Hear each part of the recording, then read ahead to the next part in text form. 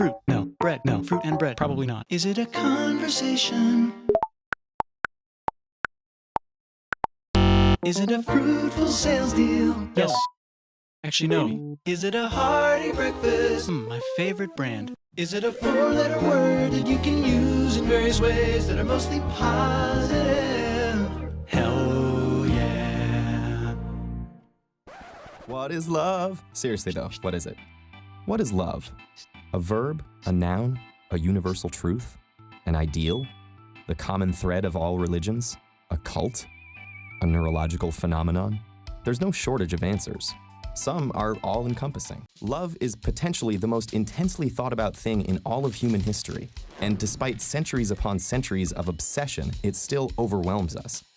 Some say it's a feeling, a magical emotion, a feeling for someone like you've never felt before. But feelings are fluid, not very concrete foundation for a definition. Sometimes you hate the person you love.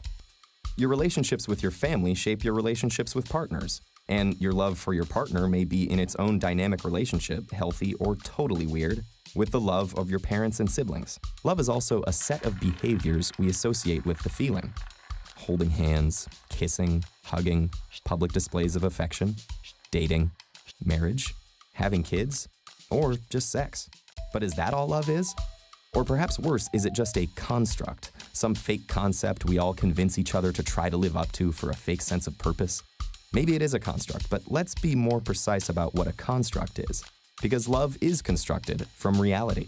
Our experiences, feelings, brain chemistry, cultural expectations, our lives. And this edifice can be viewed through countless dimensions: scientific, emotional, historical, spiritual, legal, or just personal. If no two people are the same, no two people's love is the same either.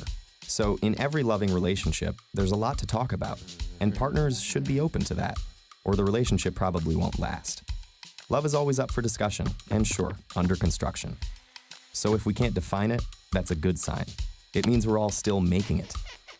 Wait, I didn't mean, you know what I meant. Have you guys ever been in love?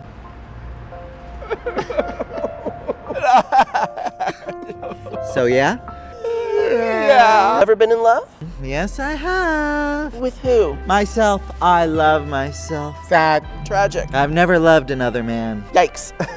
Well, honey, you need to change that. I can tell you're rapidly aging, and gay men don't want an old prune. Speak for yourself. I love prunes. And you're 29? And a half. Whatever. I love old men, young men, tall men, short men, fat, round, skinny, not skinny, buff, men of all shades and colors. I see your true colors shine. Not now.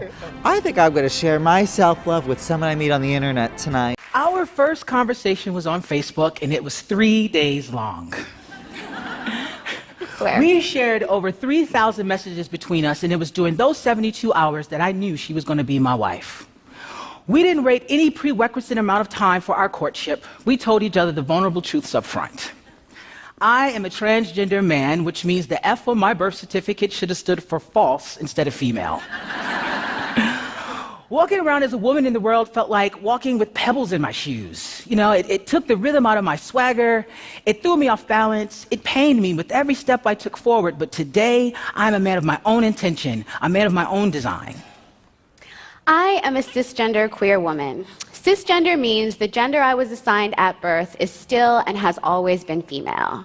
This doesn't make me natural or normal. This is just one way of describing the many different ways that we exist in this world. And queer is a cultural term, but in this case, it refers to the way that I'm not restricted by gender when it comes to choosing partners.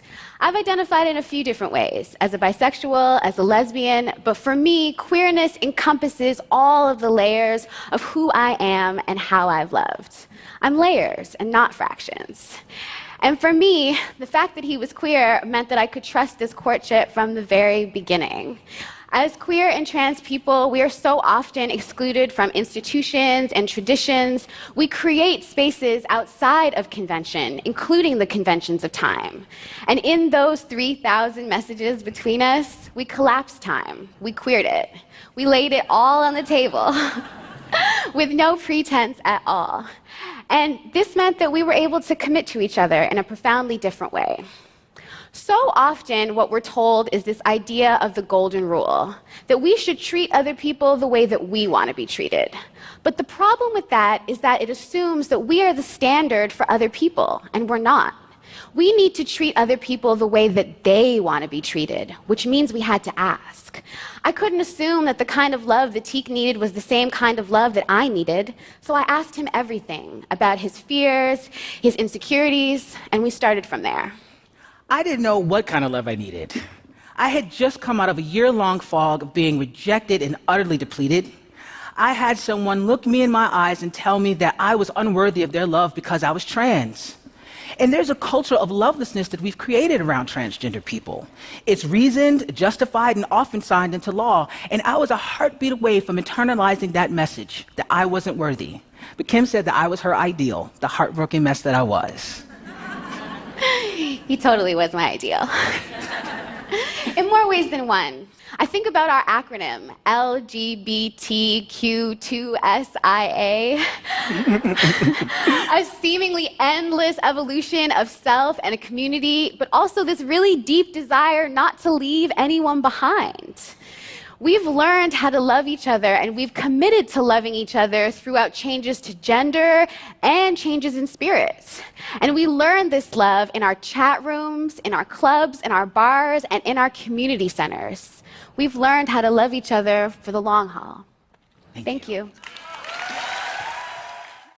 So I was thinking about love.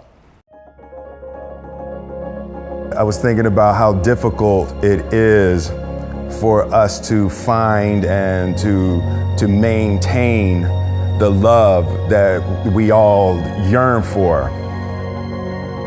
And it kind of dawned on me that I think a big part of the problem is that we misdefine love. It's possible that no other one subject has been more analyzed, talked about, and experienced by every single person on this planet than love. And yet, we really have no clue what it is. So me and Jada was reflecting about love. You cannot make a person happy. You can make a person smile, you can make a person feel good, you can make a person laugh, but whether or not a person is happy is deeply and totally and utterly out of your control. I came up with a thing that has been really helpful to me. Love is spelled L-U-V. Listen, understand, and validate what you hear as true. Listening is a magnificent superpower, a really deep listening. And we can't listen if we got something that we want to say. Listening is a connective energy, learning how to quiet your own mind and quiet your own thoughts and quiet your own needs and desires and listen to what the other person is saying. You is understand. That you have to truly understand what the person is saying to you. There's nothing that feels better to a human being than to feel understood. The mission is to thoroughly and completely understand what the person is saying, and what has been helpful for me is to repeat back what the person has said to you.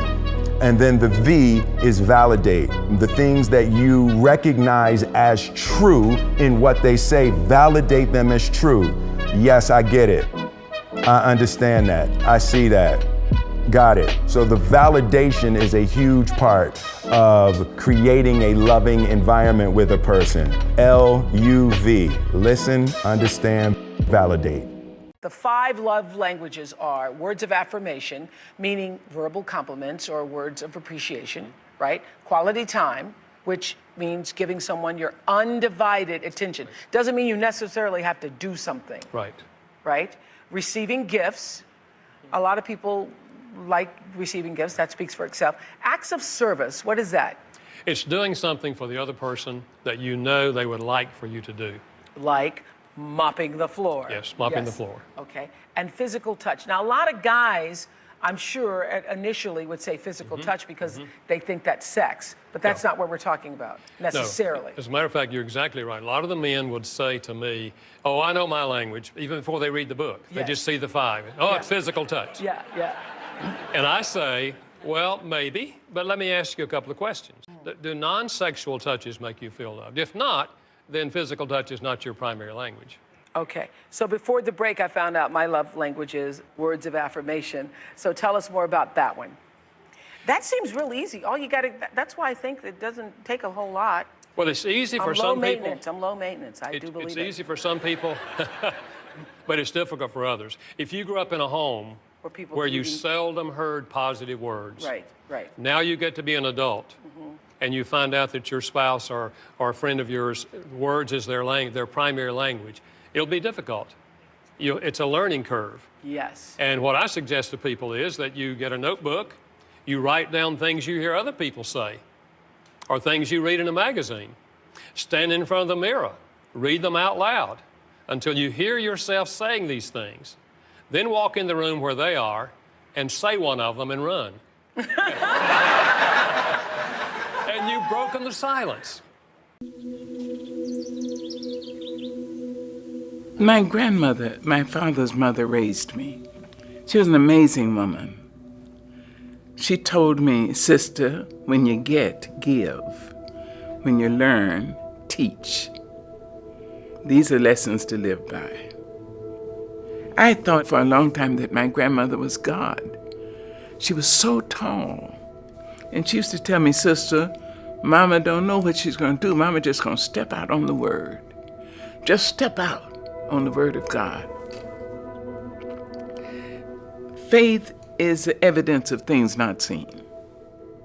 People call me stupid, dumb, a moron, an idiot, because I didn't speak for 6 years. I was a mute. And Mama used to tell me when she'd braid my hair was huge and very curly. My mama would say, sister, Mama don't care what these people say, but you must be an idiot, you must be a moron, because you can't talk. Sister, Mama don't care. Mama know when you and the good Lord get ready, you're going to be a teacher. Sister, you're going to teach all over this world. I used to sit there and think, this poor ignorant woman, doesn't she know I will never speak? I've taught at the Bima Theater in Israel, in Tel Aviv.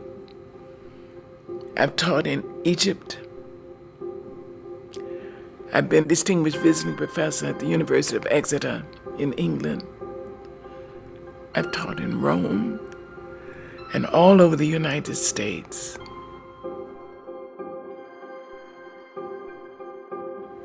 And each time I have another honor, I think of my grandma.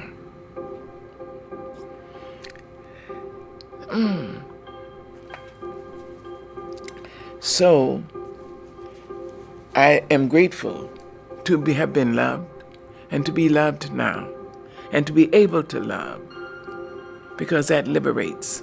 Love liberates. It doesn't just hold. That's ego. Love liberates.